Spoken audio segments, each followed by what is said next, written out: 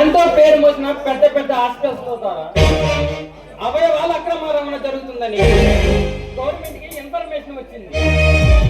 ఆ దందాల వెనుక ఉండి నడిపిస్తున్న ఆ క్రూరమగాలను కంటబెట్టే బాధ్యత ప్రభుత్వం నాకు అప్పగించింది. ఆ కేసు పని మీద పడి నిన్ను కలవడం కుదరలేదు రమ్య.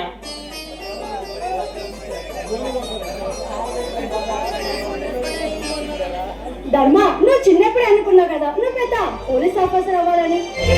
ఆ కళ నెరవేరిందన్నమాట. Thank you Ramya. నా పైన నీకు ఇంత నమ్మకం ఉన్నందుకు. ధర్మ, నువ్వు చిన్నప్పటి నుంచి నువ్వు అంత పెద్ద ఆఫీసర్ అవ్వాలనుకున్నావు కాబట్టి ఇప్పుడు ఇంత స్థాయిలో ఉన్నావు. నాకు చాలా గర్వంగా ఉంది.